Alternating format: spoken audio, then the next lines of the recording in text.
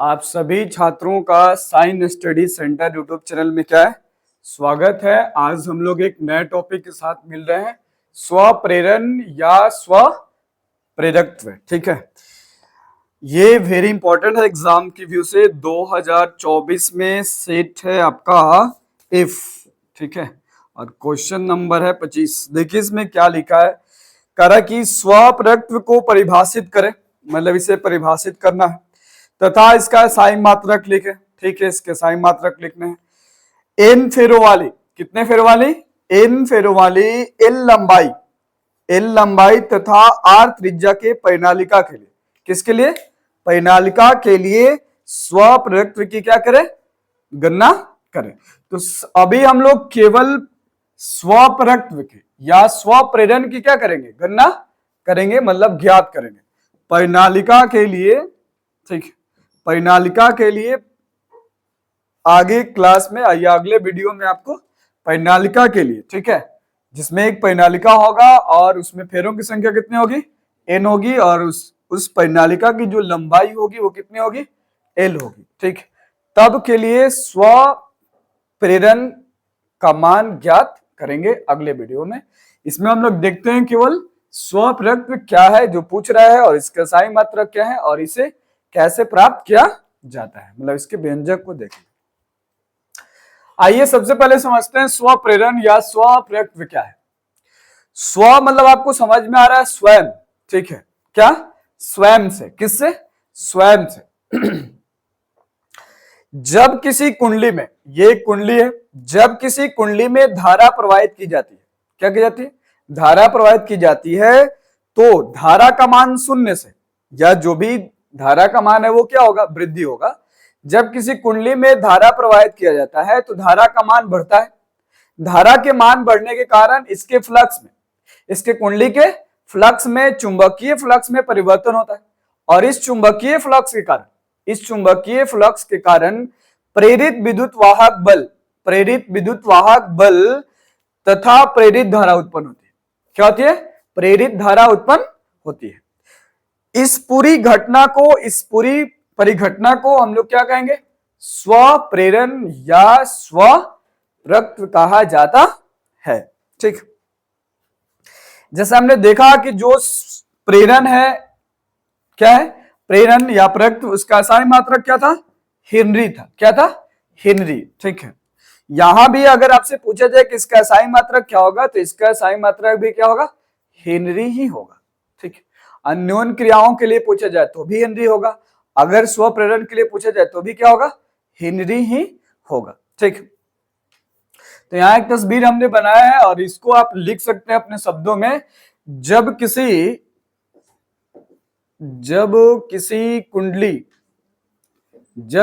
कुंडली में धारा प्रवाहित की जाती है, तब धारा का मान शून्य से अधिक होता है, शून्य से अधिक होता है, जिससे इसके चुंबकीय फ्लक्स में परिवर्तन होता है। इस परिवर्तन के कारण विद्युत चुंबकीय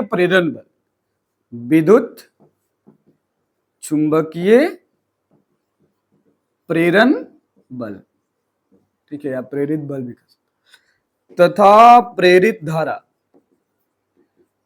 धारा उत्पन्न होती है। क्या होती है? उत्पन्न होती है। इस परिघटना को क्या कहते हैं? इस परिघटना को स्वप्रेरण या स्वप्रेरकत्व कहा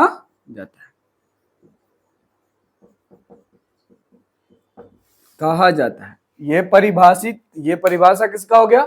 स्वप्रेरण या स्वप्रेरकत्व प्रत्व का हो गया, ठीक है। चलिए, तो आप साइड में जो है फिगर बना लीजिए और इसका स्क्रीनशॉट ले लीजिए, फिर आगे।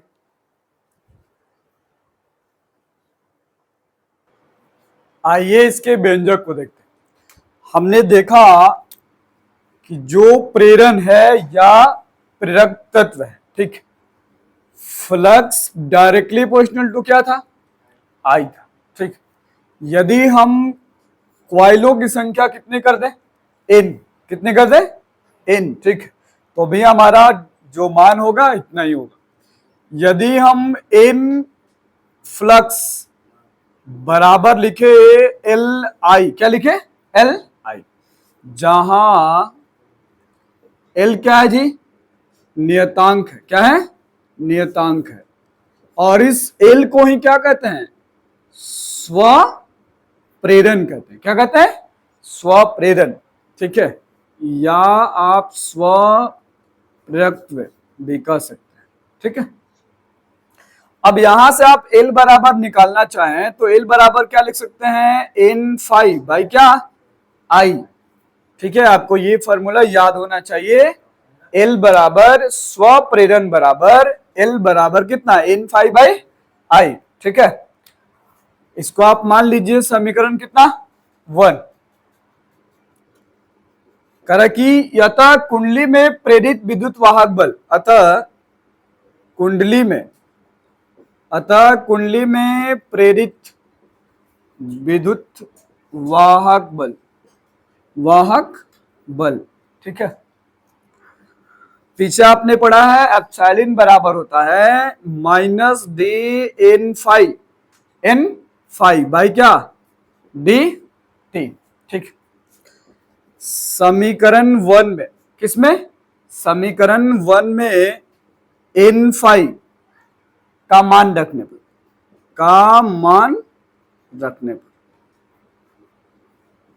किसका मान रखने पर, एन फाइव का मान रखने पर, आप यहां लिख सकते हैं एप्सिलॉन बराबर minus D N phi by क्या था, डी टी, इसको हम लोग क्या लिख सकते हैं, डी आई बाई क्या, डी टी, ठीक। और यहां लिख सकते हैं एल, क्या लिख सकते हैं, अब करा एन फाइव का अगर आप मान रखिएगा तो आपको क्या मिलेगा, D L by D T, यहां है ना एल, एन फाइव की जगह पे क्या रखेगा, फाइव डी और डी टी, ठीक। तो आपको क्या मिलेगा, एप्सिलॉन बराबर minus L D I by D T, ठीक।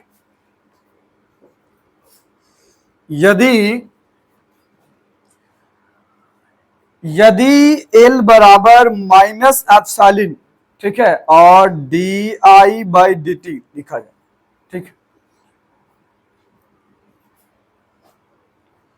और यहां D I by D T को हम लोग क्या लिख सकते हैं, एम्पियर, 1 एम्पियर प्रति सेकंड, है ना, 1 एम्पियर प्रति सेकंड। ध्यान रखिए यहां ए क्या है, जहां ए एम्पियर है, ए एम्पियर है,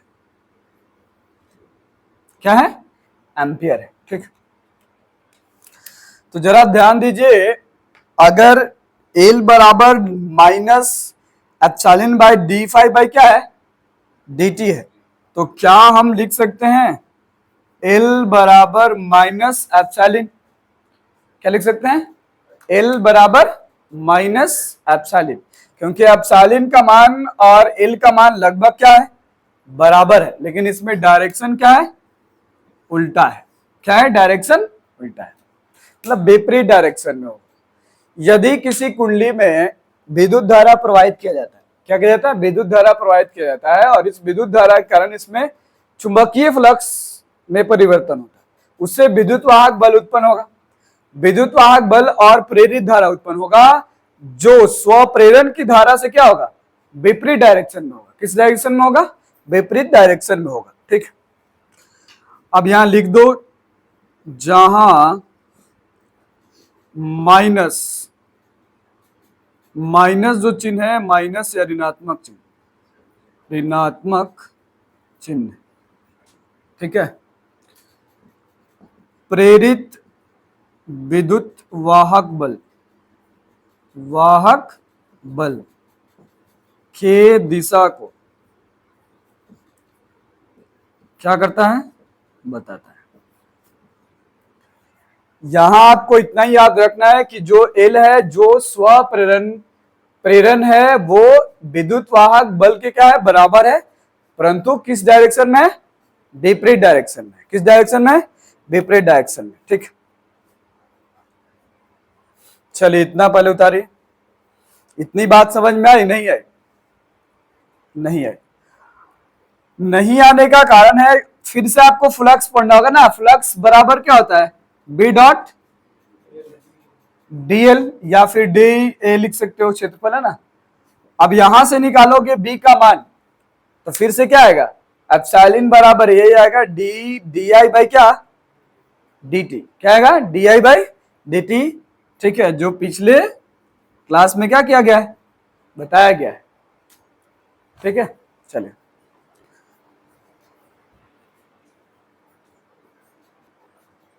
चलिए, नहीं समझ में आया तो फिर से समझ लीजिए।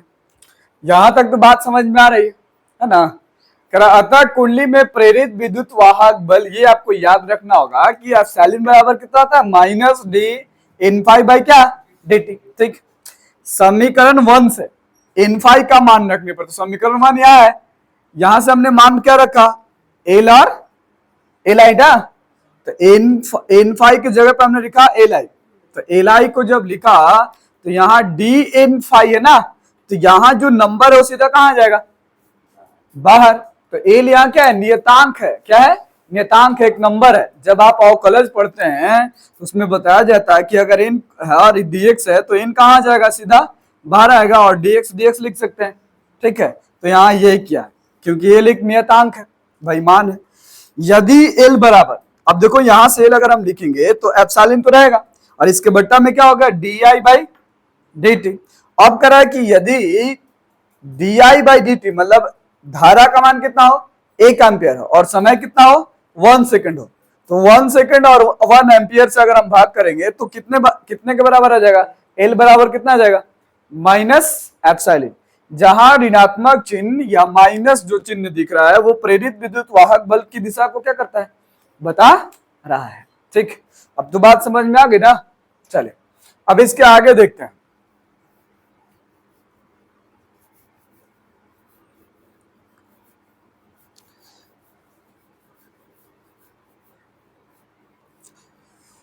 आगे देखिए आपको क्या बता रहे हैं। समीकरण 1 जो यहां था, समीकरण 1 एन फाई बराबर एल आई। ठीक है, क्या था, समीकरण 1, यदि एन फाई बराबर, अब जरा ध्यान दो कि एन बराबर हम क्या लिख सकते हैं, एन एल। अगर किसी भी कुंडली की लंबाई एल है, क्या है, एल है, और जो क्वाइलों की संख्या है छोटा छोटा 1 2 3, तो टोटल नंबर कितना होगा, बड़ा वाला नंबर कितना होगा। अगर यहां लंबाई 1 मीटर में मान लो 10 है, तो 10 मीटर में कितना होगा, 100 होगा ना, कितना होगा, 100। तो इनसे क्या करेंगे, एल से क्या करेंगे, मल्टीप्लाई कर देंगे। तो यहां लिख दिए हमने। अब भाई अब फिर से फाई बराबर हमने बताया, फाई बराबर क्या होता है, बी डॉट ए मतलब चुंबकीय क्षेत्र इंटू क्षेत्रफल ना, एकांक क्षेत्रफल। ठीक, इसको मान लीजिए क्या, समीकरण 2 करा कि यदि कुंडली के एकांक लंबाई में, यदि कुंडली के एकांक लंबाई में, ठीक, एकांक लंबाई में फेरों की संख्या, किसकी संख्या, फेरों की संख्या, मतलब जो कुंडली है उस पे जो फेरे हैं उसकी संख्या कितना है, एन है। कितना है, एन। तथा कुंडली की लंबाई,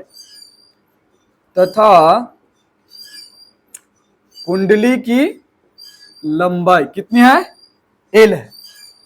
कितने है, एल है। ठीक है, एल हो तो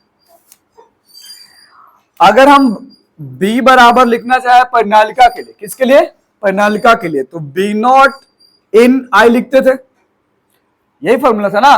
किसके लिए, यहां लिख दीजिए परिनालिका का परिनालिका का चुंबकीय परिनालिका का चुंबकीय क्षेत्र ना, B बराबर म्यू नॉट इन आई, जहां म्यू नॉट नियतांक है, इन फेरों की संख्या है और आई क्या है, विद्युत धारा है। अब जरा ध्यान दीजिए, समीकरण 2 में किसका मान रखने पर, B का मान रखने, ये वाला B का मान रख रहे हैं, तो अब B का मान रखेंगे तो n फाई बराबर कितना आएगा, n l, B का मान कितना, म्यू नॉट n I और फिर क्या a ना, अगर n फाई n l और b डॉट a है तो b का मान रखेंगे तो कितना आएगा, n l mu naught n I और फिर कितना a, जहां पे अब इसको मल्टीप्लाई करोगे तो कितना आएगा, n का स्क्वायर आ जाएगा, क्योंकि n और n का स्क्वायर l म्यू नॉट और फिर I और फिर क्या a, ठीक है। अब जरा ध्यान दीजिए, अब हम लिख सकते हैं n फाई बराबर, इसको ढंग से लिखिए इस तरह से, म्यू नॉट n का स्क्वायर, म्यू नॉट n का स्क्वायर l I और फिर क्या a, और इसको मान लीजिए कितना, समीकरण 3। तो समीकरण 1, समीकरण 2 और समीकरण 3, ठीक। आगे देखिए, आगे हम लोग देखते हैं समीकरण करें कि यदि समीकरण 1 और 3 से, किससे, समीकरण 1 और 3 से, इधर लिख देते हैं साइड में, समीकरण 1 और किससे 3, देखो ना यहां भी ni है और यहां भी क्या है, ni है, तो हम यहां से क्या लिख सकते हैं, li बराबर म्यू नॉट n का स्क्वायर l I और फिर क्या a। तो अब जरा ध्यान दो कि जो स्वप्रेरण है या स्वप्रयुक्त है l, अब उसका मान हम लोग कितना निकाल सकते हैं, म्यू नॉट n का स्क्वायर l I और a बटा में कितना I से I क्या होगा, कट जाएगा, क्या होगा, कट जाएगा।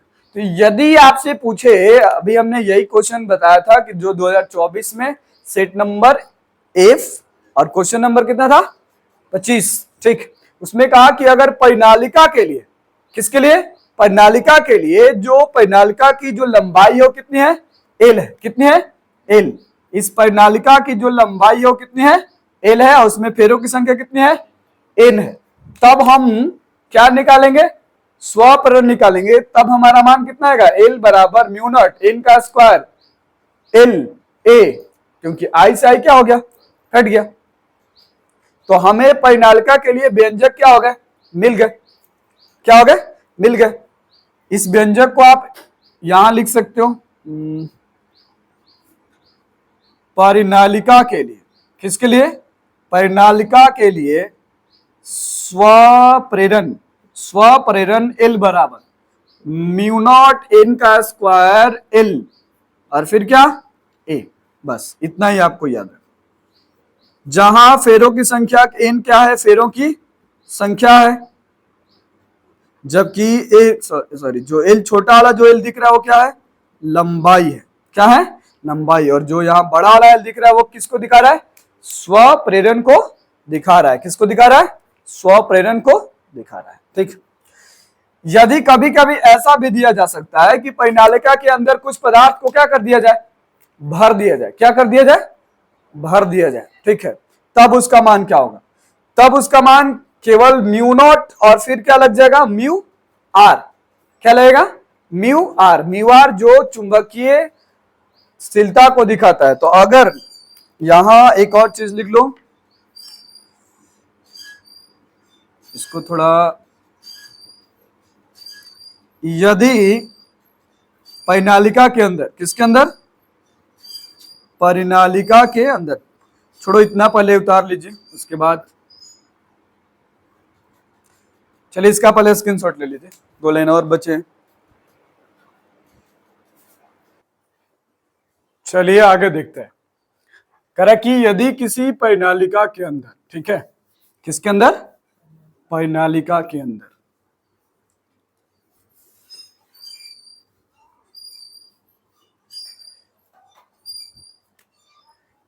स्थिति क्या है, यदि किसी परिनालिका के अंदर, ठीक है, परिनालिका के अंदर या उसके भीतर, ठीक है,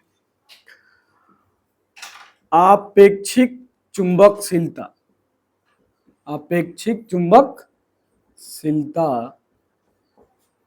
म्यू आर, ठीक, का पदार्थ भरे जाने पर स्वप्रेरण या स्वप्रेरकत्व, ठीक है, एल बराबर क्या होगा, ऐसे हम लोग एल बराबर यहां देख रहे हैं म्यू नॉट एन का स्क्वायर एल और ए है, तो यहां म्यू नॉट के साथ केवल क्या जुड़ जाएगा, म्यू आर जुड़ जाएगा, बाकी एन का स्क्वायर एल और ए जो है वो रहेगा। तो यदि किसी परिनालिका के अंदर अपेक्षिक चुंबकशीलता वाला पदार्थ भरा जाए या भरे जाने पर स्वप्रेरण या स्वप्रेरकत्व का मान कितना होगा, mu naught mu R N का स्क्वायर एल और ए, ठीक है। चलिए, तो इस तरह से आपका जो टॉपिक था स्वप्रेरण, ठीक है, और स्वप्रेरकत्व, ठीक है, ये क्या हो गया, समाप्त हो गया, ठीक है। तो हम लोग मिलते हैं फिर नेक्स्ट वीडियो के साथ, ठीक, नेक्स्ट क्लास में। अगर वीडियो आपको अच्छी लगे तो इसे लाइक कीजिए, सब्सक्राइब कीजिए और शेयर कीजिए, ठीक है। मिलते हैं फिर हम लोग नेक्स्ट वीडियो के साथ नेक्स्ट क्लास में। Okay, bye.